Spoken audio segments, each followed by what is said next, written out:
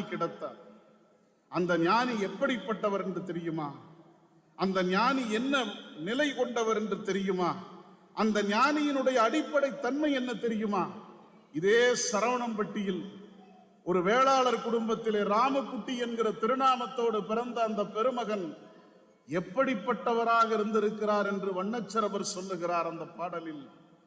முன்னம், ஒழுக்கம், கருணை, தவம் உள்ளவரையெல்லாம் இழுக்கும் பழனியப்பனை.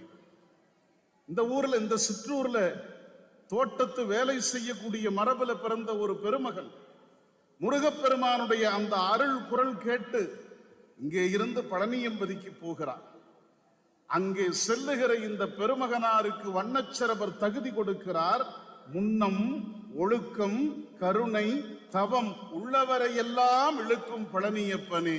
அப்ப என்ன பொருள்? இங்கே இருந்து இந்த ஞானி பழனிக்கு சென்றிருக்கிறார் என்றால் முருகப்பெருமான் இவரை பார்த்திருக்கிறார். இவரிடத்தில் ஒழுக்கம் இருக்கிறது, இவரிடத்தில் கருணை இருக்கிறது, இவரிடத்தில் தவம் இருக்கிறது என்று கருதி முருகப்பெருமான் அங்கே இழுக்கிறார். இவர் அங்கே போகிறார். அங்கே வண்ணச்சரபர் வந்து நிற்கிறார்.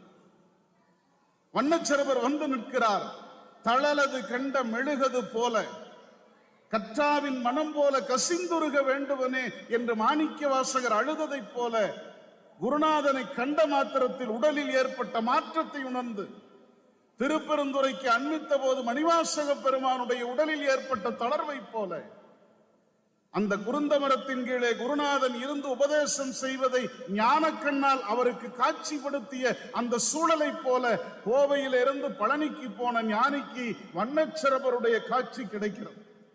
இப்ப பாருங்க, முருகப்பெருமான் உபதேசம் அருணகிரியாருக்கு, அருணகிரியார் மூலமாக உபதேசம் வண்ணச்சரபருக்கு, வண்ணச்சரபர் மூலமாக உபதேசம் நம்முடைய குருமகா சன்னிதானங்களுக்கு.